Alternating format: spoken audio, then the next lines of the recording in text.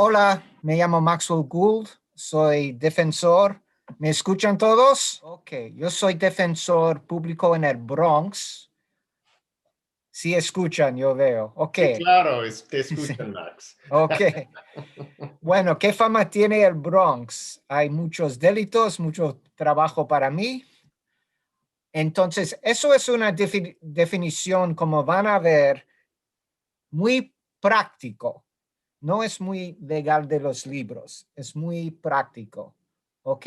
Y que se aprovechan de todo eso. Peter va a empezar. Bueno, y yo me llamo Peter Mitchell y yo soy el director de capacitaciones de la misma organización.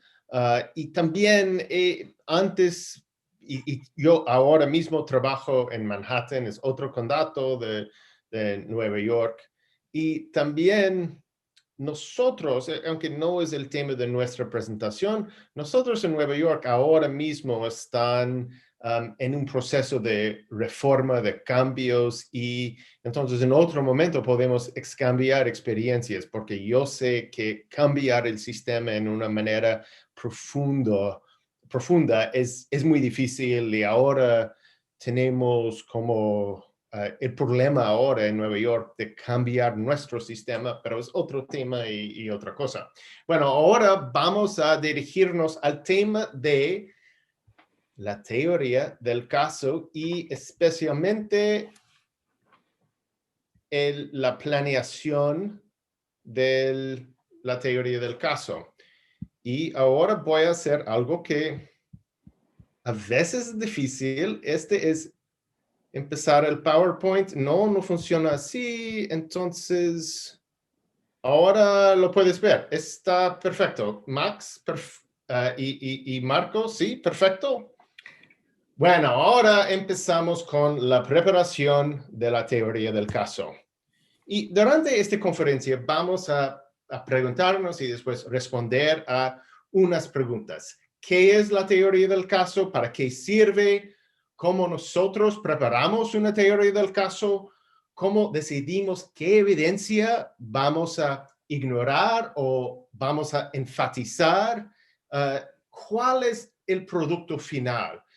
¿Cuál es la versión final de la teoría del caso? Y más generalmente los consejos que podemos dar a ustedes, a los abogados de América Latina, para preparar una buena teoría del caso. Una cosa importante es que por mucha experiencia de enseñar y hablar y excambiar ideas con los abogados de América Latina, la verdad al final hacemos la misma cosa.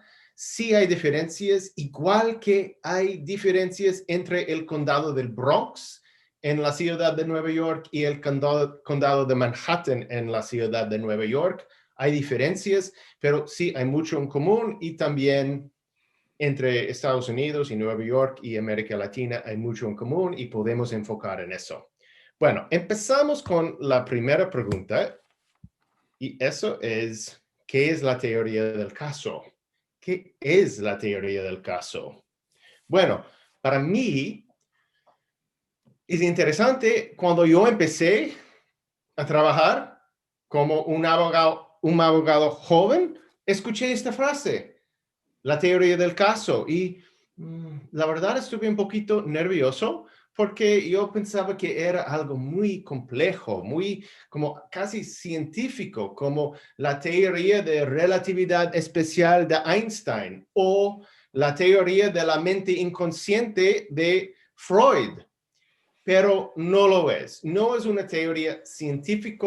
La teoría del caso simplemente es la respuesta a una pregunta. Para la defensa es la respuesta a la pregunta, ¿por qué mi cliente es no culpable? O, puesto un poco más específicamente, ¿por qué hay duda razonable sobre la culpabilidad de mi cliente? Este es como tenemos que pensar en eso. ¿Por qué hay una duda razonable si somos defensores? Para los fiscales es la respuesta a la pregunta, ¿por qué el acusado es culpable? O, puesto más específicamente, ¿por qué hay prueba más allá de una duda razonable que el acusado sea culpable. Y también los fiscales tienen que pensar y prever las teorías posibles de la defensa. Entonces, ellos tienen que responder, ¿por qué la defensa está equivocada? Bueno, unos ejemplos de cómo se escribe la teoría del caso en su forma corta. Una es, aunque tomó la cartera del escritorio, creyó que era suya. Teoría del caso de la defensa. Aunque le pegó a su cuñado con un palo de plomo, fue un accidente. Sí, le disparó a la gente, pero fue en defensa propia. El acusador está mintiendo por venganza. El acusador no está mintiendo, pero ha cometido un error de identificación. El defendido es culpable de un fraude simple, no de un robo con violencia. Otro ejemplo. Y no podemos confiar en la evidencia científica como ADN porque la policía no usó métodos correctos. Bueno, notamos que todos son teorías de la defensa, Max, para los fiscales. Ok, para los fiscales, la teoría, como dice, es diferente. Los fiscales deben probar cada elemento, que es simplemente está probado por la evidencia.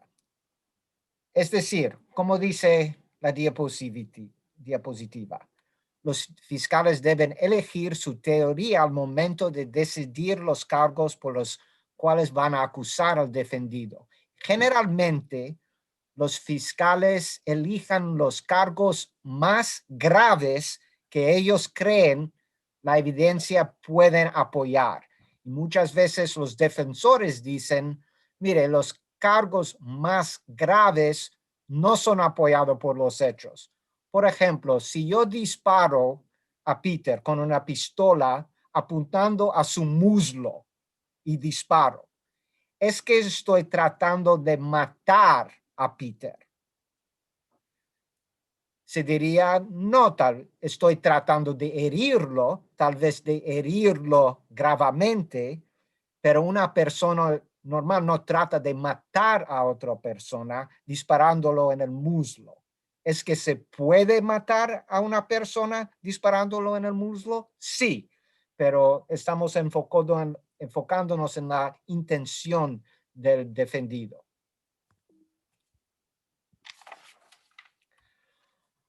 Ok, eso es práctico, no legal que estamos hablando. Hay dos grupos de defensa. Uno grupo es no lo hizo, identificación errónea. Es decir, es delito entre desconocidos. Su cliente, si eres defensor, está diciendo, yo no hice el robo, no conozco nada de ese robo.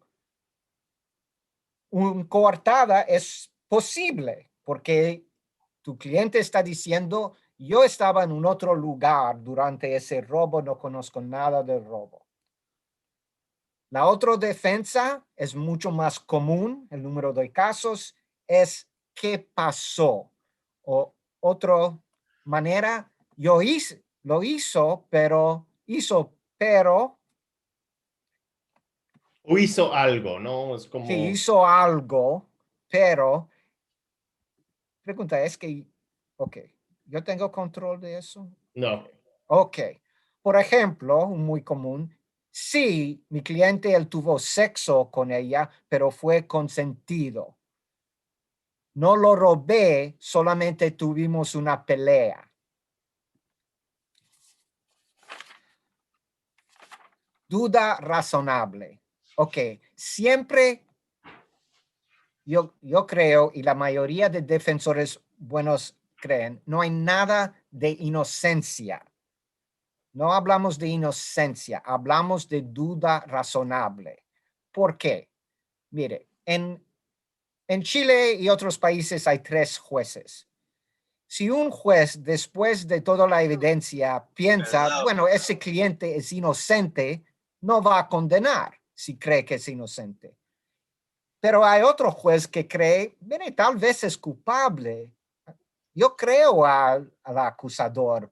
Hay problemas con su testimonio, pero para él, para este juez, duda razonable. Entonces, en un caso de hurto, en cual la defensa es identificación errónea, argumentamos que la fiscalía no ha probado más allá de una duda razonable que nuestro cliente es el agresor.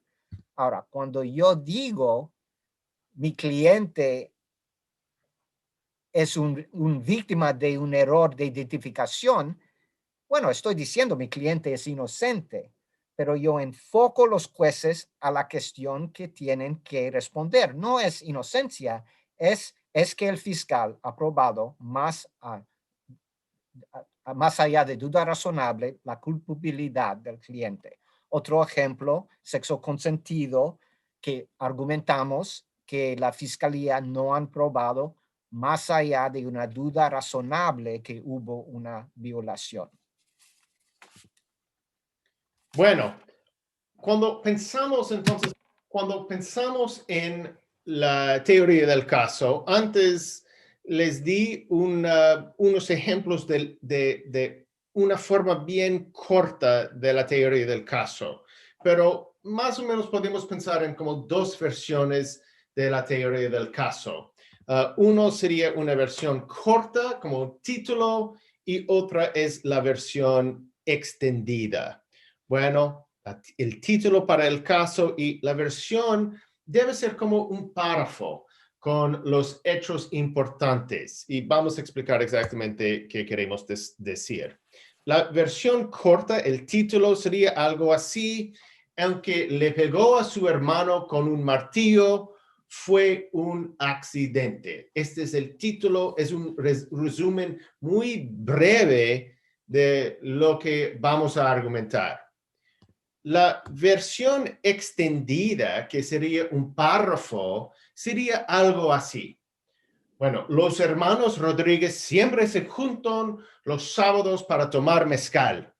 ¿En cuál país estamos? No lo sé. Bueno, pero esta vez Rodrigo tenía que hacer mejoras en su patio y usaba un martillo para clavar las partes de unas sillas durante las pausas entre copas. Bueno, esa es la escena de un desastre. Bueno, pero Alberto tomaba también, pero antes había fumado porros con su novia Jessica, quien también tomó cocaína. Lo que pasó con el martillo fue un accidente, porque Alberto se tiró al suelo para matar una mosca al momento que Rodrigo resumió clavar las sillas. Bueno, podemos ver un poquito cómo va a ver este juicio. Alberto no puede recordar nada por el trauma en su cabeza y simplemente está repitiendo la teoría que le dio la policía. Jessica tampoco no recuerda mucho por la marihuana y cocaína y también quiere separarle a los hermanos porque se aburre cada sábado cuando su novio insiste en ir a la casa de Rodrigo para hablar mierdas. Y si Rodrigo gritaba amenazas de muerte a Alberto, pero todo el pueblo puede decir que los hermanos Rodríguez se gritaban así cada sábado y por la mañana, el domingo, se abrazan y siguen juntos como si nada hubiera pasado. Bueno, esa es la teoría y podemos ver, es teoría de la defensa, podemos ver como la evidencia que tiene el fiscal y cómo va a responder a la evidencia la defensa.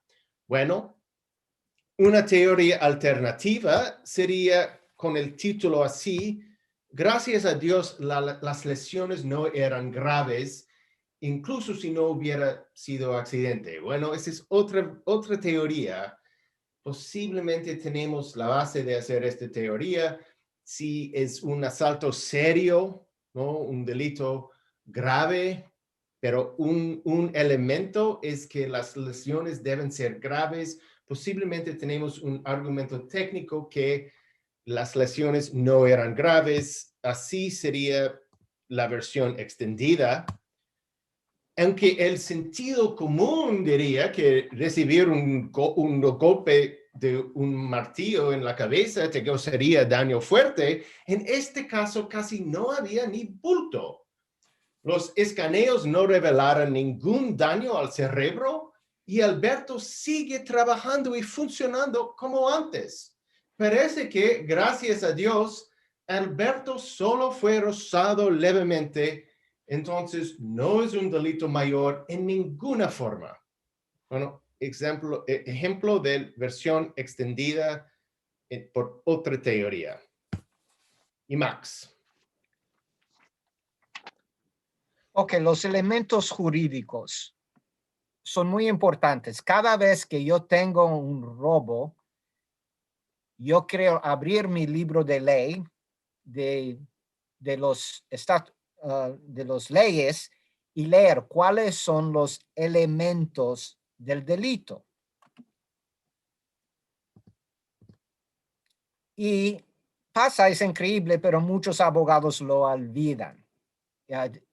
Hay un caso donde el fiscal tenía que probar el valor de algo para la felonía, más de $10,000 de delito felonía, menos delito menor. Y no lo probó. Ahora, el defensor tiene que prestar atención a eso y si no hay pruebas sobre eso, llamar la atención a eso a los jueces, que el fiscal no había probado un elemento del delito. Para la defensa, una teoría no es siempre de inocencia completa, pero puede ser de culpabilidad de un delito menos grave. Por ejemplo, yo he tenido un caso donde mi cliente, acusado de robar un taxista en un taxi, fue detenido a 10 metros del taxi con el dinero del taxista. Ahora, pero el taxista dijo en el juicio que sintió algo filoso contra su cuello. Y la teoría del fiscal es que eso era una navaja. Y en Nueva York la ley dice, si haces un robo y usas un herramienta, un instrumento peligroso como una navaja, eso es un delito más grave, mucho más años de cárcel. Pero cuando mi cliente fue detenido, inmediatamente después del robo, cerca del taxi, no tenía ningún arma, no tenía y me dijo a mí, usó su brazo solamente. Entonces, yo pedí, mi cliente era detenido, tenía antecedentes violentos, y yo dije al fiscal, mire, ofrécelo el robo 3, es una felonía no violento con menos cárcel. Y me dice, no, él dice que sintió algo agudo, filoso, filoso, es una navaja. No voy a hacer esa oferta. Al fin, cuando yo recibí todos los documentos del caso, el fiscal admitió que en la llamada a la policía 911 había dicho pistola. Y ponen el chat, ¿por qué un taxista alguien va a decir pistola? ¿Para qué? Para que lleguen rápidamente la policía. No es que es un hombre mentiroso, pero el fiscal al fin ofreció el robo 3. Eso es con fuerza, pero sin instrumento peligroso, y mi cliente se declaró culpable. Bueno, ahora vamos a responder a la pregunta, ¿para qué sirve la teoría del caso? Bueno, ¿para qué sirve? La teoría del caso es muchas cosas, pero una importante es una guía para la preparación del caso. La teoría nos da una idea de ¿Qué tenemos que hacer para preparar el caso? Indica cómo vamos a hacer el alegato de apertura, determina cuáles testigos vamos a llamar, determina cuáles testigos vamos a intentar desacreditar. Esta es una pregunta. Y una cosa que Marco no ha mencionado es que tenemos otro curso más extendida, un curso básico y también un curso avanzado. Y en los dos cursos que vienen, vamos a profundizar todas las ideas así, vamos a hablar sobre la preparación de cada parte del juicio oral. Pero la teoría nos da una idea de cómo hacemos eso, cómo haremos eso, cómo se preparar el contra, cómo se preparar el interrogatorio directo, cómo vamos a preparar el alegato de apertura y también la versión final de la teoría del caso, que es al final el alegato de clausura, pero vamos a hablar un poquito sobre eso en un momento. Bueno, ¿cómo vamos a caracterizar a los testigos? También la teoría nos da la idea. ¿Cómo lo sabe? ¿Cómo lo hace la teoría eso? Bueno, vamos a hablar sobre los ejemplos, unos ejemplos. Puede responder a las preguntas. La teoría del caso puede dar respuestas a las preguntas así. ¿Cómo tenemos que negar la presencia del cliente en la escena? Tenemos que negar que el acusador conoce al cliente. Tenemos que negar al alcance de las heridas. Tenemos que mencionar que el acusador estaba borracho. Vamos a ver cómo funciona. Si tenemos una teoría de identificación errónea, con la primera pregunta, ¿tenemos que negar la presencia del cliente en la escena? Sí. Bueno, esta es la teoría, que él no estaba. ¿Tenemos que negar que el acusador conoce al cliente? Sí. ¿Tenemos que negar el alcance de las heridas? No, la verdad no tenemos que. Y de verdad, posiblemente queremos argumentar que la profundidad de las heridas es una de las razones por las que el acusador, la acusadora, no puede hacer la identificación por el trauma de lo que pasó. En un sentido, queremos heridas más profundas para aumentar la trauma y decir, bueno, en esta situación la persona no puede identificar porque era tan traumático lo que pasó. Tenemos que mencionar que el acusador estaba borracho. Bueno, no es necesario, pero si tenemos este hecho, sí nos ayuda. Y nos importa negar que el acusador fue atacado. Bueno, es decir, negar que hubiera un delito. No tenemos que hacer eso. Bueno, si vamos al caso de los hermanos Rodríguez y vamos con la teoría de que fuera un accidente, ¿tenemos que negar la presencia del cliente en la escena? No nos interesa negar eso. Esta es una parte de nuestra teoría, entonces no vamos a presentar ni intentar como encontrar testigos que van a decir que no estaba. ¿Tenemos que negar que el acusador conoce al cliente? No, claro, son hermanos. ¿Tenemos que negar el alcance de las heridas? No, porque era un accidente, no es nuestra teoría que las heridas no eran profundas. ¿Tenemos que mencionar que el acusador estaba borracho? Sí, porque esta es una parte muy clave de nuestra teoría. Y tenemos que llamar a los vecinos para decir que era normal que se gritaban. Sí, esta es una parte de la teoría, de la idea es que sí había amenazas de muerte, pero bueno, los hermanos Rodríguez siempre lo hacen, entonces no importa que pasó esa noche. Bueno, las respuestas son diferentes porque la teoría es diferente. Con la teoría alternativa de los hermanos Rodríguez, que es las lesiones no eran graves, tenemos que negar la presencia, no, que se conocen, no, al alcance de las heridas, sí. Esta es nuestra teoría, tenemos que negarlo. Tenemos que mencionar que el acusador estaba borracho. Bueno, en este no es necesario, pero sí nos ayuda. Y tenemos que llamar a los vecinos para decir que era normal que se gritaban. No, no es relevante para esta teoría. Bueno, Max. La teoría nos dicta cómo vamos a caracterizar a testigos. Por ejemplo, queremos caracterizar el hermano como borracho, violento, un mamón. Bueno, si nuestra teoría es accidente, tal vez borracho, sí, porque eso explica algo, pero no violento.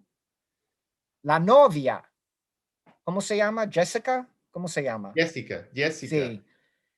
Ahora, depende de lo que dice. Ella es testiga, pero ¿cómo vamos a descubrir qué dice ella? Si apoya nuestra teoría, es una mujer buena, honesta, por ejemplo, de accidente, apoya eso. Si niega nuestra teoría, es una mentirosa, mala persona. Entonces depende. Una acusadora en donde nuestra teoría es identificación errónea. ¿Está mintiendo la persona? No, está haciendo, según nuestra teoría, un error. Entonces no es una persona mala, mentirosa. Y eso afecta, por ejemplo, las preguntas que hacemos, el tono de nuestra voz.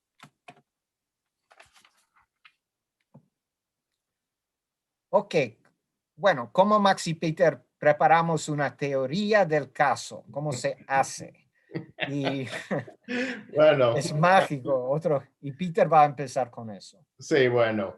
Bueno, tengo unos métodos, ¿cómo se puede desarrollar? Porque esa es la pregunta al final. Ahora hemos explicado un poquito cómo parece, cuál es el fin, cómo funciona exactamente, pero la parte difícil, la parte muy, muy difícil es desarrollarlo.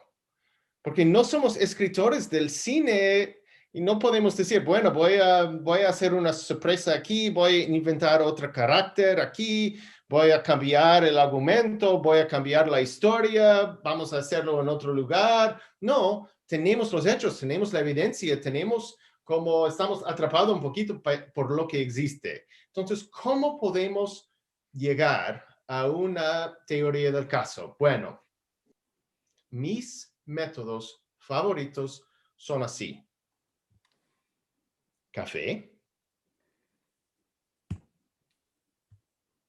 cerveza, Café en la mañana. muy importante, cerveza y amigos, sí, amigos. La idea es que sí, por la mañana necesito mi café, no funciona, pero también puedo tomar un café con otras personas y hablar con otras personas sobre el caso. Queremos que sea social. Es muy importante hablar, pedir ayuda y como explicar lo que estás pensando y recibir retroalimentación de otras personas. Entonces, los amigos son muy importantes y la cerveza, a veces después de unas cervezas, tienes ideas que nunca había tenido antes. Bueno, entonces, socializar y tomar cerveza y tomar café y mezclar con amigos es un método muy importante, es algo es grave, es muy clave, porque a veces pensamos que como trabajar es como algo duro que hacemos por el escritorio, pero no podemos hacerlo en una manera social. Max tiene otros métodos para él. Bueno, Él no me prefiere, gusta café. y Entonces, él no toma. Entonces, él cafeína usa es Coca Coca Light. Light, vino y amigos también. Él prefiere vino. Bueno, la verdad es que ahora, después de un año de pandemia, yo estoy tomando vino más. La cerveza es muy difícil porque pienso que estoy tomando más cada noche y tenía que cambiar al vino porque, no sé, es mejor y mejor para la salud. Y también había un estudio que dice que el vino puede prevenir el COVID. Bueno, es un estudio de Tailandia, no lo sé si, pero vino rojo, debe ser vino rojo, no puede ser otras cosas, pero el vino puede ser un método de prevención. Bueno, no estoy seguro, pero por eso tomo más vino ahora. Bueno, pero queremos hablar con amigos y ese quiere decir amigos abogados y amigos normales. Tienes que hablar con gente normal. Se dice que si yo puedo explicar mi teoría a mi madre y ella lo entiende, quiere decir que tengo una teoría sólida. Pero si una persona normal no puede entender la teoría, posiblemente tienes problemas. Bueno, y si tienes una teoría que una persona normal puede entender, los jueces lo van a entender también. Bueno, el punto es, puede ser algo de diversión, puede ser divertido, puede ser un proceso social y más ideas, más mentes, mejor. Bueno, Max, análisis de los hechos. Bueno, un comentario. Los abogados defensores públicos que se hacen abogados particulares solo en su escritorio, dicen que eso es lo que echan de menos. Hablar de sus casos con otros abogados, con amigos así. Ok, análisis de los hechos. Bueno, primera, ¿qué es un hecho? Por ejemplo, ok, Bueno, pero van a ponerlo en el chat. ¿Quieres que respondan en el chat? sí, Sus ideas. Bueno, lo que vamos a hacer ahora es poner las respuestas. ¿Qué es un hecho en el chat? Y vamos a leerlos y después hablar. necesitamos como 2 o 3 o 5 respuestas. Son como 200 personas. Entonces, ¿qué? Acontecimientos, cierto, espera, va rápido. Un Hay muchos, acontecimiento. sí. Es un Sí, ok. suceso, historia, lo que ocurre. Bueno, muchas. Bueno, con Narrar. 200 personas es... Ok. Ahora, ¿qué es un hecho en un juicio? Es un poco diferente. En nuestra vida cotidiana usamos esa palabra. La verdad, eso ocurrió, soy seguro. En un juicio, ¿qué es un hecho? Respuestas en un Bueno, juicio. bueno, voy a leer unos. Es un acontecimiento con importancia legal. Sí. Bueno, una persona dice proposiciones fácticas, relato, lo que puede probar, relatos de lo que sucedió en un espacio de tiempo, modo y lugar, Ok, voy a hacer una un pregunta momento ahora. determinado, una Ok, historia. ok. Supongamos que tengo un caso, mi cliente acusado de robo. Cuando le arrestaron, llevaba una chaqueta negro. Yo tengo un testigo que vio el robo. No vio la cara de la persona, pero vio claramente que el hombre que hizo ese robo tenía un chaquete rojo. Entonces, eso no ayuda. Tenemos un testigo que dice que vio al robo, chaqueta roja. Cliente arrestado 20 minutos después, llevaba una chaqueta negra. Eso prueba que es inocente, no, pero es un buen hecho. Entonces, ese testigo me lo dice a mí y mi investigador. ¿Está seguro? ¿Es un hecho? ¿Sí o no?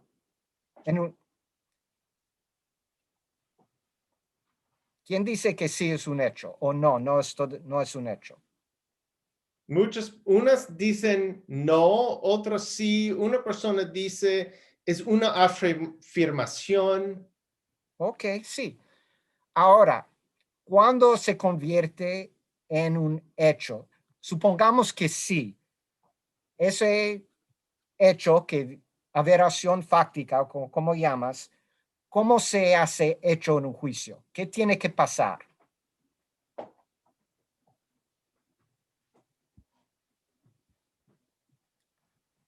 tiene que probar, pero ¿qué ¿Qué, es probar exactamente? Es como, qué ¿cómo tiene que sabemos hacer que este es testigo? un test? Sí, Sí, ¿qué tiene que hacer ese testigo? acreditar, algo dice acreditar, Tal de vez, poner, tiene que probarlo. Muy interesante. Podemos pero hacer todo un curso sobre las respuestas a esta sí. pregunta. Pero mire, ese testigo que es un hombre trabajador, ¿qué dice a su mujer? Ay, tengo que ir a qué. Me han llamado ese defensor para hacer qué y no puedo ir al trabajo. ¿Dónde, dónde tiene que ir ese hombre? Hay alguien a la corte. Tiene que testificar y se convierte en hecho cuando testifica y el juez o los jurados lo creen. Entonces, es un hecho del juicio. Él tiene que testificar y el jurado o los jueces tienen que creer este hecho y tal vez un juez al fin va a decir, yo tengo una duda razonable y una de las cosas es que un testigo creíble testificó que el Sí. agresor tenía una chaqueta roja y el señor no, arrestado muy poco después tenía una chaqueta negra. Eso es un punto de duda razonable. Ok. Sí, Entonces, entonces decimos al final que un hecho es solamente lo que dice el juzgador que es un hecho.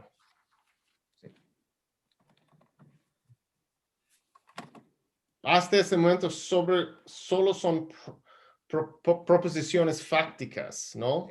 sí, hablamos de Por hechos, pero evidencia. antes del juicio es como una manera rápido de decir, pero todos entendemos como litigantes cuando decimos hecho antes del juicio, estamos hablando de algo que yo creo puedo probar. Yo puedo probar eso. Bueno, Ok, entonces, bueno, y I go. Ok, entonces que algo esté escrito en el expediente no significa que es un hecho. Las, que el hecho de que la policía diga que vieron algo no significa que vieron algo. Hay un caso de Legal Aid en Manhattan donde la policía dijo que vieron al defendido sobre una bicicleta y dice que, bueno, tenía sus manos sobre el manillar, como se dice, pero hizo un gesto acerca de su cintura, que en nuestra ley es evidencia, da razón a la policía una razón de creer que tal vez esa persona tenga una pistola, porque las pistolas se guardan mucho, por muchos en la cintura. Y eso dijo en los informes, la policía vieron algo y en una audiencia testificó que vieron eso. Pero el defensor obtuvo un video de un edificio al otro lado y mostró que el defendido no movió sus manos del manubrio, nunca hizo un gesto hacia su cintura. Entonces, que la policía muchas veces en nuestro país mienten sobre eso, cómo encontraron cosas. bueno, y tenemos otras cosas. Bueno, tenemos el problema con el chat, o lo bueno sobre el chat es que seguimos con más respuestas. Una persona dijo que son hechos, si están plasmados en un acta de investigación Discusión. penal. Decimos que no, pero bueno, todo el mundo puede leer el chat, pero ahora vamos a seguir con Ok. bueno, lo siento. Ahora, cuando, Bueno, aquí. ok, y cuando describimos información buena durante una investigación, debemos pensar cómo vamos a probarla. Por ejemplo, en el ejemplo del hombre que dice que el agresor tenía una chaqueta roja. Supongamos que yo hablo con ese hombre y después alguien descubre que es el hermano de mi cliente. Es el hermano. Eso va a ser un problema. ¿Por qué? Porque tal vez un hermano va a mentir sobre eso. Entonces, tenemos que pensar en credibilidad. Si la cortada es la madre, tenemos que evaluar eso. Es que el jurado va a creer a una mamá que dice, mi hijo estaba conmigo durante ese robo siempre. Y si hay al otro lado, si hay hechos malos, tenemos que pensar en posibles desafíos contra esa evidencia. Tenemos que decidir cuáles hechos podemos controvertir en un juicio y cuáles hechos no podemos controvertir. Esto puede ser una cuestión difícil. Por ejemplo, supongamos que tienes un cliente arrestado por un homicidio. Ahora, está arrestado en junio 2020. El homicidio ocurrió en 2015.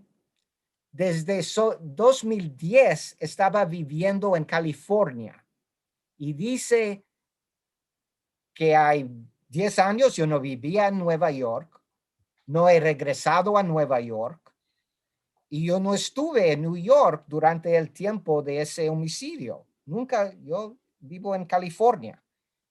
Y hay un testigo que conoce a nuestro cliente, lo conoce, y dice que 2 días antes del homicidio, ese hombre vio a nuestro cliente en Nueva York, en tal y tal calle en Harlem, lo vio.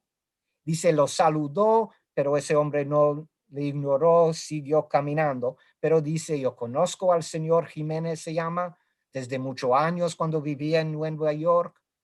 Ahora, eso es un hecho malo, porque nuestro cliente dijo a la policía, yo no estuvo en Nueva York durante ese tiempo. Es que vamos a aceptar eso y a argumentar que, bueno, eso no prueba que hizo el homicidio, que es culpable, o va a tratar de negar, de atacar ese testimonio. Tal vez ese hombre hizo un error de identificación porque está mintiendo por una razón. ¿Y cómo vamos a decidir? Bueno, vamos a hablar sobre eso más adelante. Bueno. Y a veces los testigos no son tan creíbles después del contraexamen. A veces algo que un testigo dice es contradicho por otra evidencia. Y mire, tengo que explicar a mis clientes, va a haber evidencia mala. Si no hay ninguna evidencia mala, no vamos a llegar a un juicio. Y tenemos, bueno, lo importante es cuando hay evidencia mala, se queda calma, no revela con su cara, ay, esa evidencia es tan fuerte, ay, como hacen en las películas.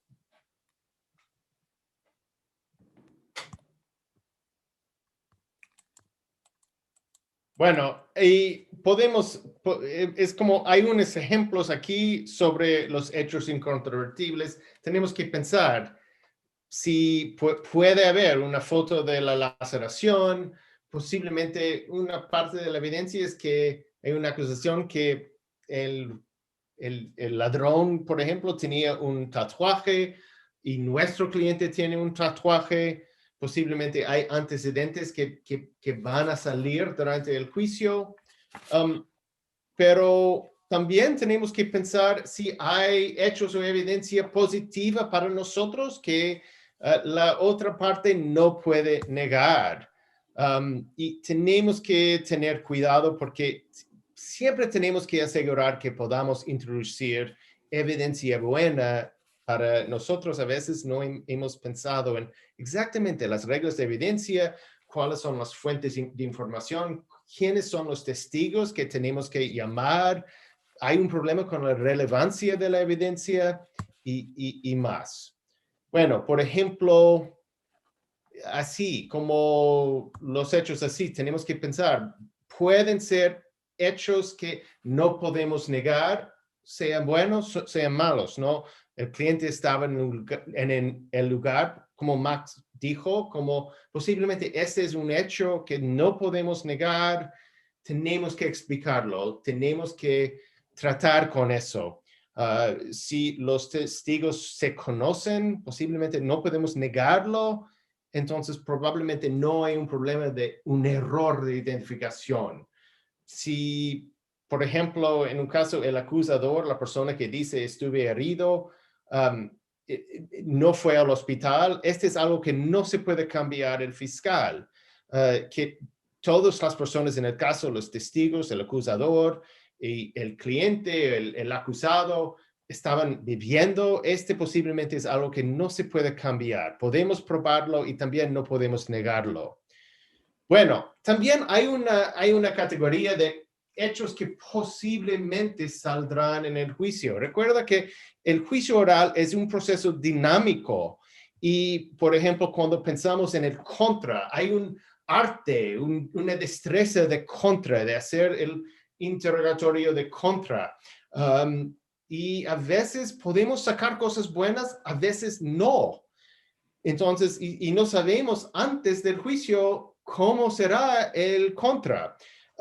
Por ejemplo, en un caso, podemos hacer que la acusadora admita el uso de cocaína. Posiblemente nuestro cliente nos ha dicho, ella usa cocaína y posiblemente esta persona va a admitirlo en el contra. Y posiblemente podemos usar las destrezas de contra para atrapar al testigo y forzarle a decir la verdad. Sí uso cocaína, pero también puede haber situaciones en lo que no podemos sacar esa información. El testigo niega y no tenemos otra manera de sacar información que nos ayuda. Posiblemente podemos hacer que los testigos secundarios no están 100% seguros sobre el orden de eventos o lo que vieron o dónde estaba la mano de la persona X. Posiblemente en el contra van a admitir que no podían ver, o no podían escuchar, o no están ciertos, no están seguros, posiblemente. Bueno, este es lo que enseñamos en un curso de destrezas en litigación. Posiblemente va a salir que el cliente cooperaba con la policía, no intentó fugarse o no. Posiblemente los policías van a cambiarlo un poquito y no tenemos manera de negarlo.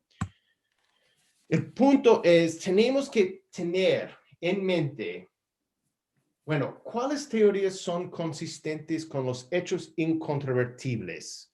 Bueno, hay hechos incontrovertibles y ¿cuáles son las teorías que son consistentes con los hechos incontrovertibles? También tenemos que pensar cuáles son las teorías que son consistentes con los hechos que posiblemente saldrán. Hay hechos que posiblemente saldrán, que posiblemente puedo sacar durante el juicio o no. Si X pasa, ¿cómo puedo arreglar o cambiar mi teoría del caso? ¿Cuál es la teoría máxima que pueda obtener o la teoría mínima? Tenemos que pensar en algo así, ¿no? En las dos como líneas, ciertos hechos ciertos o que ciertamente van a salir o los hechos no estamos seguros y esperamos, pero no estamos seguros.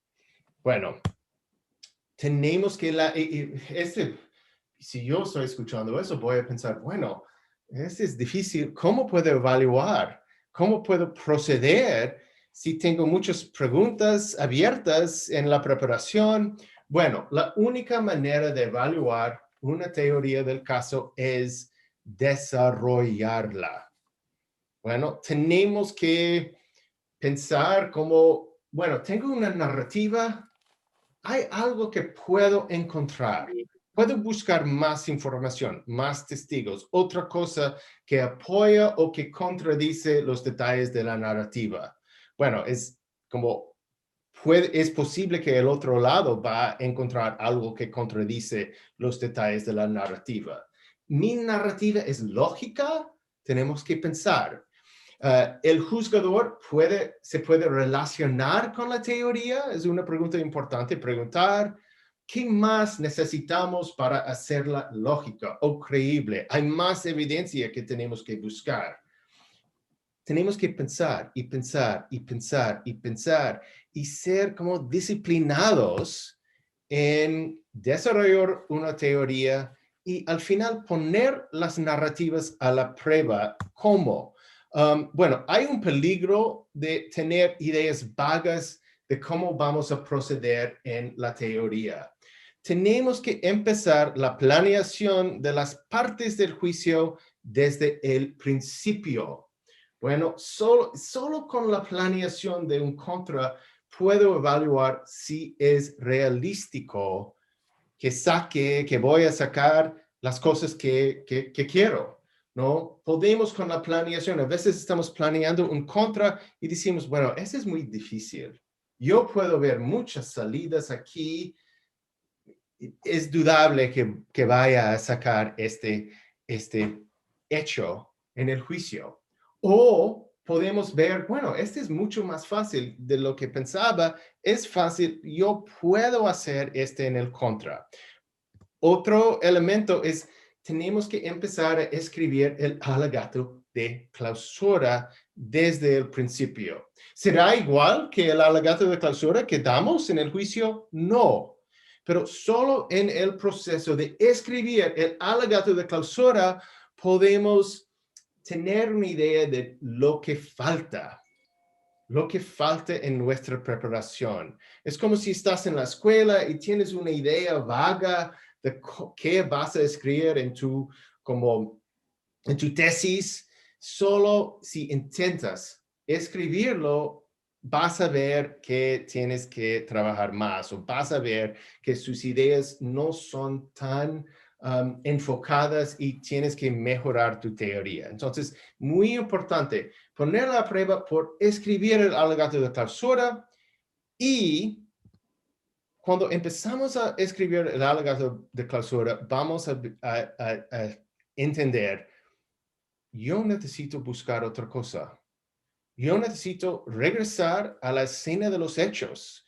Yo necesito hablar con otra persona, con un testigo. Tengo que ver, buscar por el internet más evidencia. Max va a hablar sobre este tema ahora mismo. Ok. Bueno, quiero hacer un punto antes. Eso es una publicidad para el curso que viene. Si yo tengo un hecho incontrovertible que ayuda a mí como defensor, que ayuda a mi teoría del caso, que apoya mi teoría y niega la teoría del fiscal, la mayoría de juicios que yo he tenido, no he tenido hechos como eso. Pero cuando los tengo, yo quiero dar énfasis sobre eso hecho. A lo mejor tengo uno, si es perfecto, tengo dos, pero voy a dar énfasis. Entonces, ¿cómo vamos a dar énfasis a algo en un sistema oral? Escribiéndolo podemos dar mayúsculos, subrayar. ¿Cómo lo hacemos? Y en el curso vamos a hacer talleres para demostrar cómo podemos dar énfasis sobre algo. Ok, ahora, llegando a nuestro tema ahora, ¿cómo sabemos que podemos probar? ¿Cómo sabemos que podemos controvertir? Investigación es imprescindible. En Estados Unidos, perdón, yo puedo perder mi licencia como abogado defensor si no investigo los casos. Y ir a la escena de los hechos, tomar fotos, videos, como ven. Ok, medir distancia si es relevante, notar obstrucciones, notar tráfico, concurrencia. Hay que ir pronto porque las escenas cambian.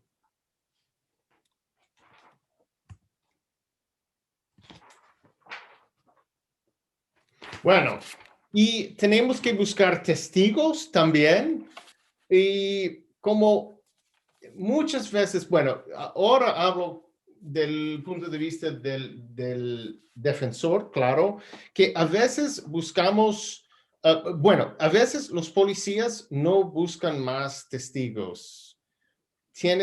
Hay alguien que va a la policía y llama con una queja y los policías investigan la queja y no regresan a la escena, no buscan más testigos. ¿Por qué? Porque yo pienso, al menos en Nueva York, es porque tienen el miedo de que los testigos, otros testigos, vayan a decir otra cosa, algo inconsistente. Bueno, en cada evento hay más testigos. Casi cada evento hay alguien que vio algo, incluso que no vieron nada, que puede ser muy importante en el caso. Entonces, siempre queremos buscar otros testigos. No queremos, si somos defensores, no queremos quedarnos con lo que está en la carpeta de investigación. Tenemos que buscar otros testigos, ir a la escena para encontrar otros testigos, hablar con el cliente. Y si eres fiscal, tienes que hablar con el acusador, si otra persona estaba, y también si eres defensor, tienes que hablar con el acusador si es posible. Tienes el derecho de ser en investigación de la persona que está haciendo la investigación, la acusación. ¿Por qué? Porque esta persona tiene información y posiblemente no estás recibiendo una narrativa completa del otro lado, del fiscal. Bueno, y a veces, una vez cuando encontramos un testigo nuevo, en ese momento encontramos muchos más testigos porque al final había muchas personas que han visto el incidente. Okay. Y voy a hacer una recomendación. Si es legal, sobre todo hablando con el acusador, grabarlo. En Nueva York, por ejemplo, es legal de grabar si una de las personas sepan que hay grabación. Entonces, es imprescindible, en mi opinión, y ahora es fácil porque nuestros teléfonos pueden grabar todo, entonces grabar. Y y no hay razón de no hacerlo, en mi opinión. Ok, y buscar evidencia que apoya a mi cliente, por ejemplo, o que va a negar lo que dice. Es mejor que yo sepa eso pronto, antes. Videos, grabaciones, informes médicos, historial teléfono. No. En el, Okay. en el mundo ahora, muchas cosas hay un récord de eso, hay movimiento. Por ejemplo, si tienen tarjetas de metro, ellos se puede probar que alguien estuvo en un lugar en un cierto tiempo. Mensajes por Facebook, ya están. Lo que está sobre Facebook es un hecho, es sobre Facebook. Y si es relevante, puede ayudar. Por ejemplo, un caso real, un testigo para el fiscal negó que tocó una pistola en su vida. Lo negó. No conozco nada de pistolas, nunca no conozco de armas. Y el defensor encontró una imagen de esa persona, una foto con una pistola en su mano, sonriendo con una pistola, y lo mostró. Y eso destruyó a ese testigo.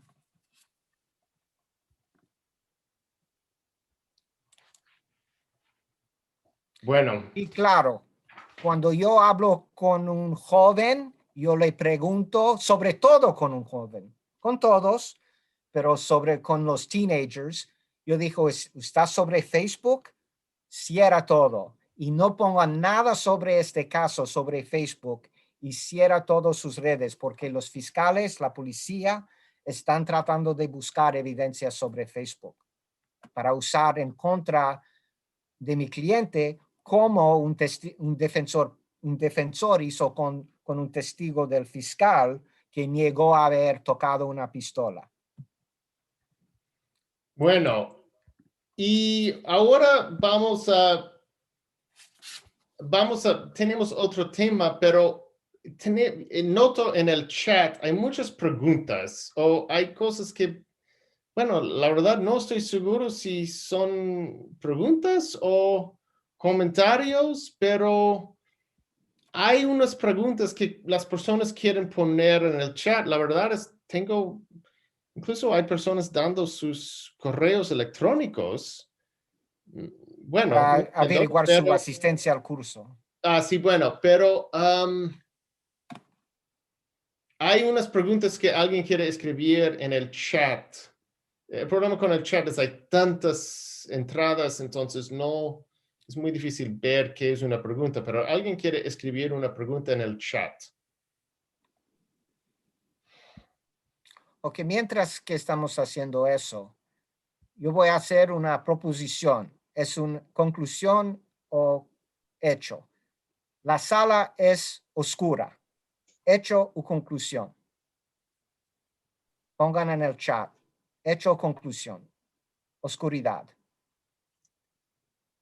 La calle está oscura. ¿Hecho o conclusión? Es de noche, supongamos. Es de noche. La calle estaba oscura. ¿Quién pone ahí? ¿Hay respuestas? Ahí, sí. Conclusión, es avanzado. Ese es el cupo avanzado. Es una conclusión. Sí, conclusión. ¿Cuáles son los hechos? Bueno, sí, el nivel de luz. ¿Dónde son los semáforos, los luces en la calle? No había un farol. ¿Dónde son los faroles? Así. Ok. Alguien está borracho. Hecho o conclusión. Una otra persona es borracho. Supongamos que se ve, había bebido 4 cervezas, huele de alcohol, tiene dificultad de unir sus palabras. Bueno, grupo avanzado, sí, es una conclusión. Ok. Siempre nuestra opinión sobre lo que piensa una otra persona o su estado de ser es siempre una conclusión. Santiago de Chile es lejos. Vemos eso, es el último, porque creo que ustedes ya entienden. Santiago de Chile es lejos de Nueva York, 11 horas de vuelo. ¿Hecho o conclusión? ¿Alguien puso hecho? Bueno, sí, no, es conclusión. Lejos no nos describe la distancia, es una interpretación, una opinión. Del punto de vista del universo, Santiago de Chile es muy cerca de Nueva York. Entonces el hecho es el número de kilómetros, de metros, así. Ok.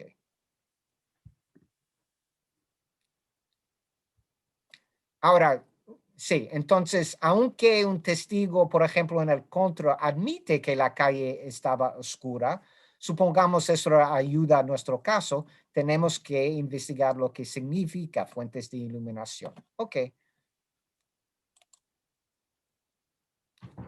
Bueno. Ustedes ya entienden eso. Entonces, buscar narrativas. Bueno, y no he visto unas. Yo solo vi una. Ok.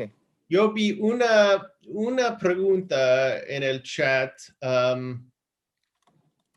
¿Las reglas de prueba en Estados Unidos creen que favorecen el sistema acusatorio adversarial o genera una mayor limitación?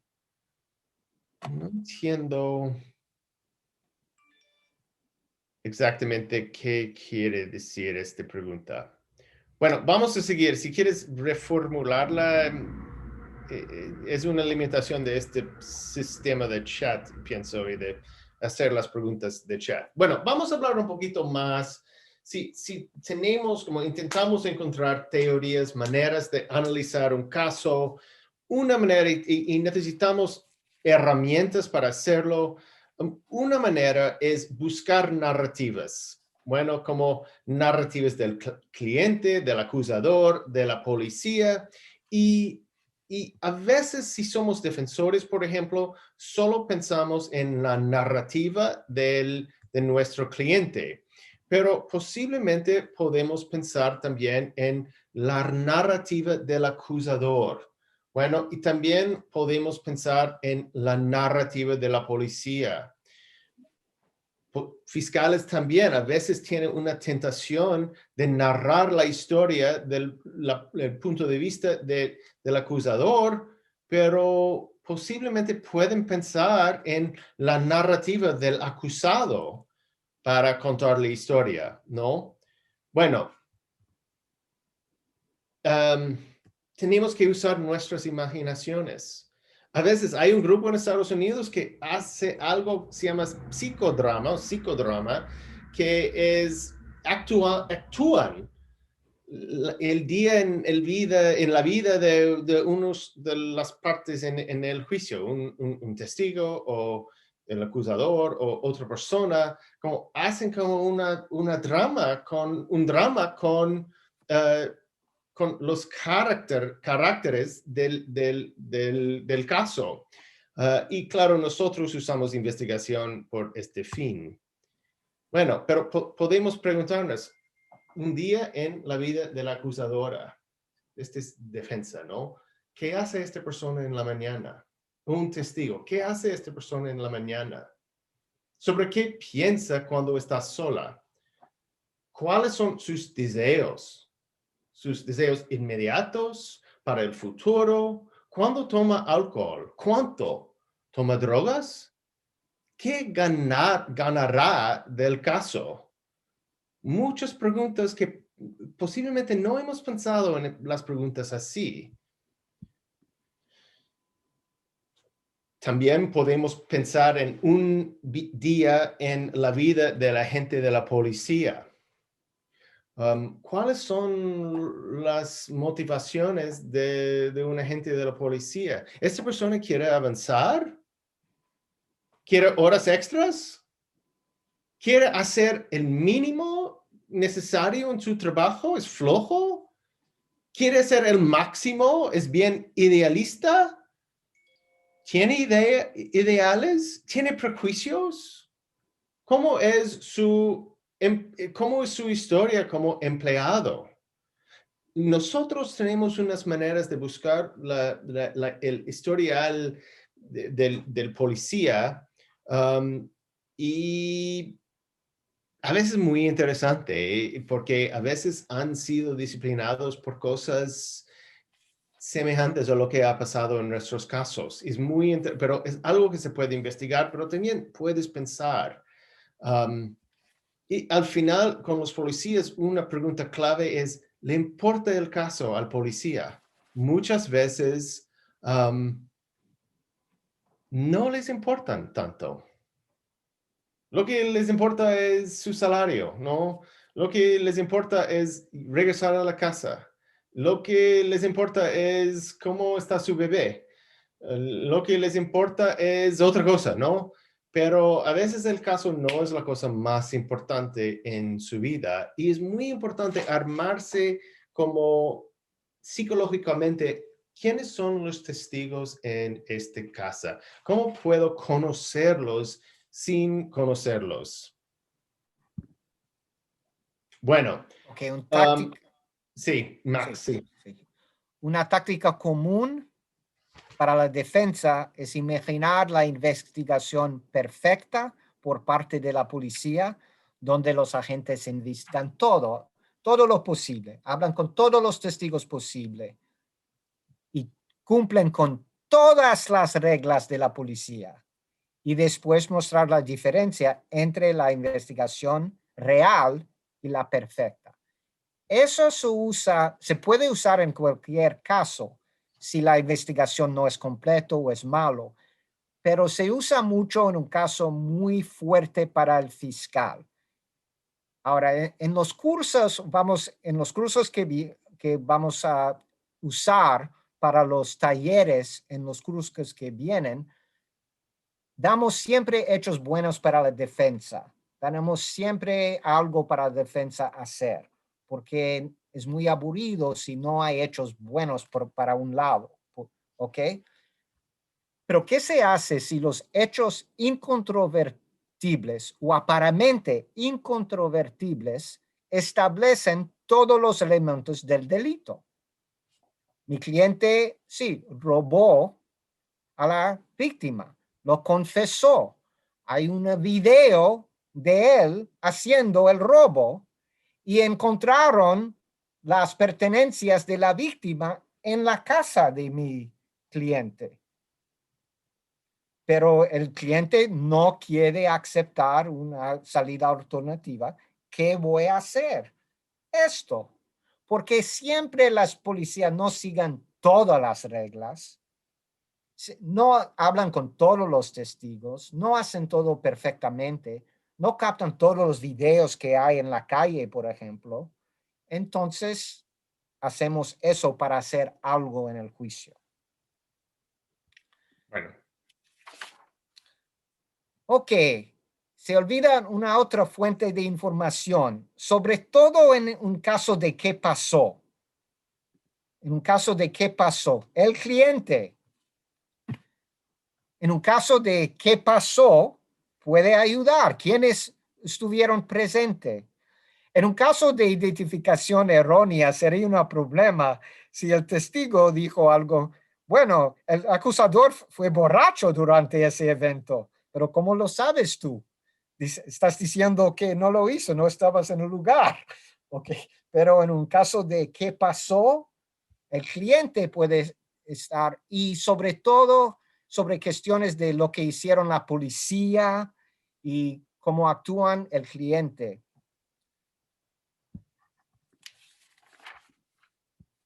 Y eso es un punto más para defensores, pero también con abogados privados. Mire. Y fiscales también. Y fiscales, pero es cosa de defensores ese punto. Los clientes no quieren hablar francamente conmigo porque, mire, yo soy abogado defensor. Ellos no me están pagando. Y muchas veces me ha ocurrido, no muchas veces, pero un cliente, un acusado, me pregunta, señor Gould, si le pago como $1,000, ¿es que usted haría un buen trabajo para mí? Y yo les respondo, no, no, no. Mismo si usted me paga $1,000, no voy a hacer un trabajo bueno para usted. Ok, entonces serían, espero. Bueno, una broma que Espero. nos salió, sí. Sí, ok, pero no. Y hay una expresión en inglés, bueno, usted recibe lo que vale y si no está pagando nada para algo, pero una investigación puede ayudar. ¿Cómo? Cuando mi cliente oye, por ejemplo, es dentro de la cárcel, delito grave, oye de sus amigos que mi investigador está preguntando sobre el caso, está investigándolo, su actitud hacia mí cambia. Tiene confianza en mí porque estoy tratando de ayudar a ese testigo, a ese acusado. Estoy haciendo el trabajo. Entonces, y yo voy a ser un poco cínico, cuando más tarde la evidencia es muy fuerte y yo recomiendo a mi cliente de aceptar los 5 años de cárcel, él entiende que yo he hecho el trabajo y es más, probable que va a aceptar mi recomendación, que espero es bueno, es porque si hubiera ido a juicio, el máximo es 25 años y el juez le habría dado 22 años. Entonces, 5 años es bueno para este testigo. Sería más abierto a eso si sabe que yo he hecho el trabajo de investigación.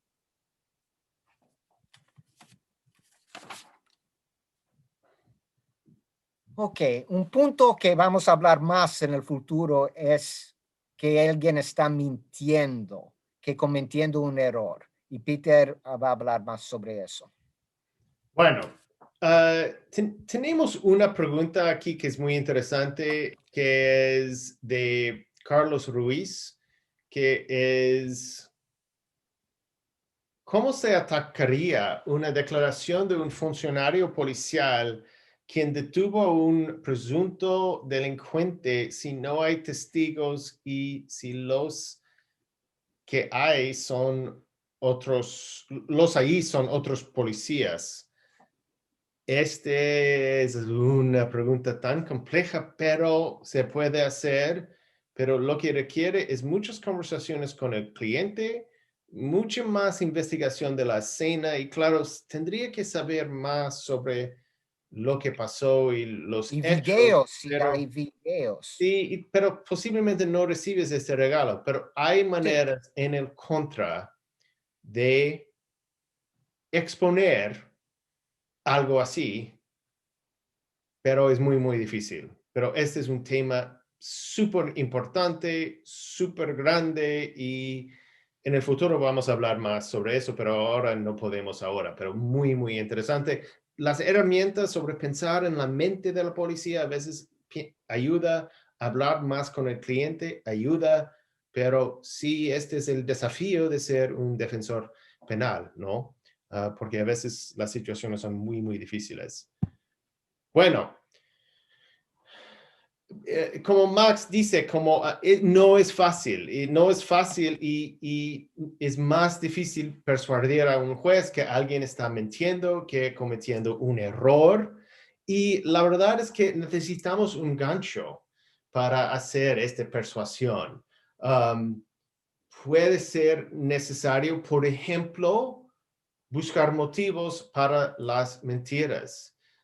Si yo les cuento una historia de lo que comí por la cena anoche y digo, oye, bueno, yo fui para comer comida china y fue deliciosa y tenía el pollo que me gusta. Hay una pregunta, ¿por qué mentiría sobre eso? Um, y este es difícil, no hay un gancho, no hay, si alguien quiere argumentar que esté mintiendo, necesitan algo.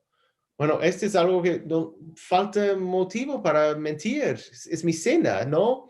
Pero puede haber otras indicaciones fuertes que una persona no es confiable. Por ejemplo, puede haber otras contradicciones dentro de su testimonio.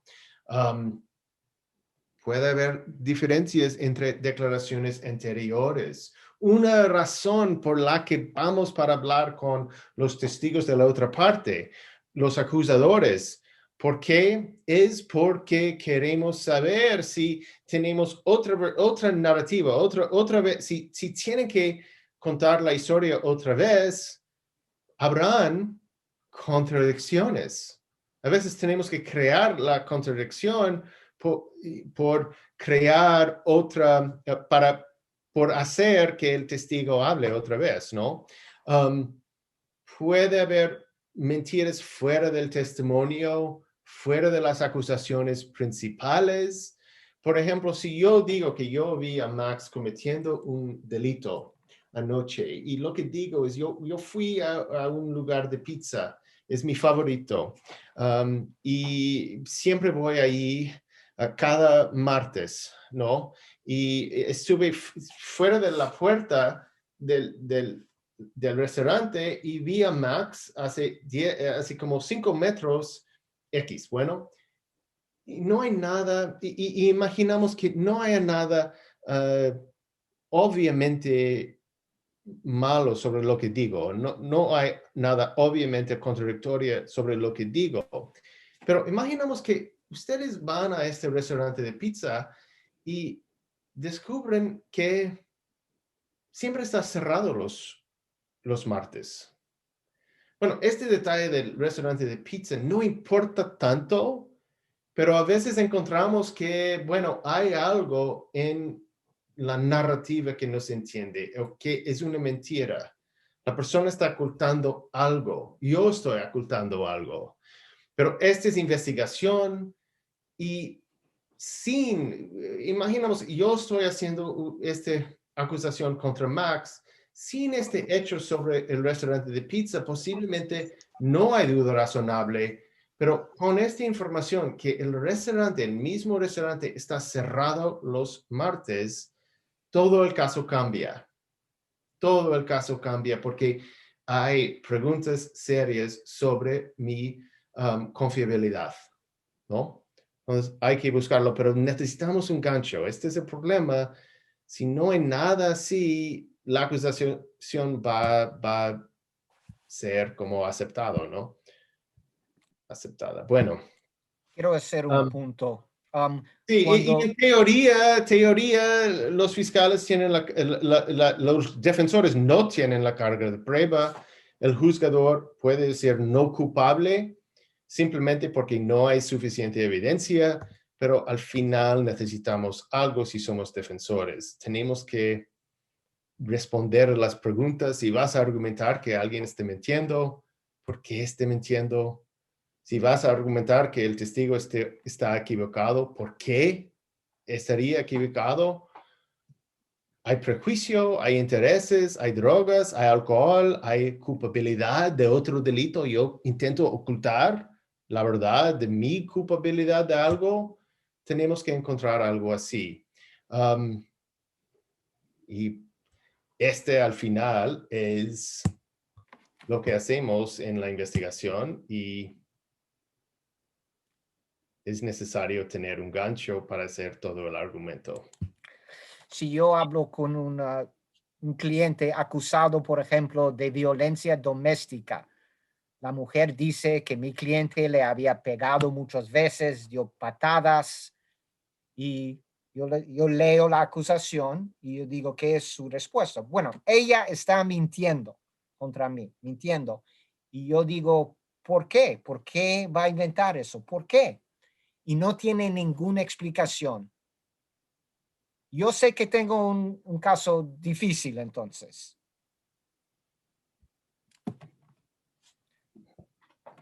Bueno, y la verdad, esta es la última diapositiva. Ahora son las 6. Bueno, pienso para ustedes la mayoría es las 5:30, para nosotros las 6:30.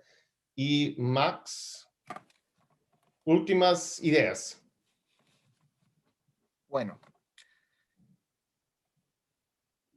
yo recomiendo tomar cursos de talleres para practicar esas destrezas y aplicar la teoría del caso, cómo se hace a través de apertura, interrogatorio directo, contra, clausura, cómo hacerlo. Y para nosotros, teoría del caso en Estados Unidos no es una cosa legal. Bueno, tenemos en mente la ley cuando hacemos una defensa, tenemos en mente los elementos del delito. Entonces, es sentido común, pero tenemos que tener en mente los elementos del delito. Pero después lo hacemos en una manera sencilla. Aunque pegó a su hermano con un martillo, fue un accidente. Es como hablamos en un bar. Y no es una frase complicado, como dijo Peter antes, no es de Einstein. Y para mí, yo no tengo que leerlos en libros académicos, porque en las cortes la teoría es algo de vida cotidiano, sentido común, convincente. Tiene que ser, si no lo es, tengo un problema. Bueno, entonces ya Marco, Sí, ya bueno, eh, ¿quieres algunas otras palabras, Peter, para cerrar? bueno, no, muchas gracias. Y Sí, es como, bueno, hay unas preguntas que son interesantes. Bueno, y en unas semanas vamos a hacer un curso básico, después vamos a repetirlo y es como, vamos a pasar como 3 horas hablando sobre teoría del caso porque hay hay mucho y muchas preguntas tan interesantes. Bueno, es un ajuste como eh, adaptar, usar una adaptación, hacer este de Zoom no es mi preferido, claro, la verdad es que Max y yo siempre estamos muy acostumbrados a viajar y la verdad hace un año estuve en México y fue la última cosa que hice antes del pandemia y ojalá podremos hacerlo pronto, ¿no? Así y en persona y la verdad me da mucha felicidad ver a todos ustedes aquí y que están virtualmente mirando, pero ojalá estuviéramos en la misma sala, porque claro, este es más divertido, mejor y bueno, seguimos. Pues bueno, Max, Peter, muchas gracias, la verdad. Lo que le quiero decir a todos ustedes, esta es una forma de que Max y Peter abordan el tema de teoría del caso. Yo sé que es muy distinto a lo que muchos de nosotros estamos acostumbrados, especialmente a los que no han tomado algún taller de esta naturaleza que ellos han estado hablando, que son talleres prácticos. Algunos de ustedes ya lo han tomado con nosotros años atrás. Son muy divertidos. Imagínense a estas dos personalidades por 17 horas o más tratando estos temas, teniendo una interactividad con ellos personal. Es increíble. Entonces yo les recomiendo que se sigan anotando a estos eventos para que ustedes puedan refrescar algunos conocimientos que ya los tienen, perfecciónenlos y también para que adquieran nuevos conocimientos. De esto se trata esto. No es una forma, como les digo, de abordar los temas desde otro enfoque. Y ahora lo que vimos es cómo Max y Peter lo hacen desde su trabajo en la Defensoría Pública en Nueva York. Entonces, es muy interesante. Yo los estuve leyendo también en los chats. Hay muchas preguntas, muchas dudas, preguntas muy técnicas, yo sé, muy técnicas y profundas en cuanto a lo legal, que a veces puede ser difícil contestarlas en este momento y con tantas personas, porque entraríamos a una discusión de fondo. Pero bueno, yo les recomiendo de verdad, y Max y Peter lo han hecho durante toda la clase y algunos estudiantes lo han también mencionado en el chat. Les recomiendo que si pueden y tienen oportunidad, síganse inscribiendo y participando en estos webinars, especialmente a los talleres prácticos. ¿Por qué? Vamos a ver este tema de nuevo, pero a profundidad. Vamos a estar 3 horas sin parar desarrollando la teoría del caso, luego otras 3 horas más desarrollando alegatos de apertura, luego otras 3 horas más desarrollando interrogatorios, 3 horas más hablando de puro contraexamen y hacemos pausas y contestamos sus dudas y preguntas. Son ejercicios privados donde están con ellos solamente en estas aulas virtuales. Obvio, no son para 200, ahorita estamos 274, pudimos ver que llegamos casi a 400 estudiantes durante el evento, increíble, gracias. Pero en estos talleres son de cursos de grupos más reducidos, mucho más reducidos, y eso lo hace más exitoso para ustedes, se les comparte más información, es más personalizada la atención. Entonces, gracias a todos ustedes, Max y Peter, gracias por su tiempo. Gracias. Yo sé que es tarde por allá. Gracias a ustedes. Amigos de América Latina, también gracias.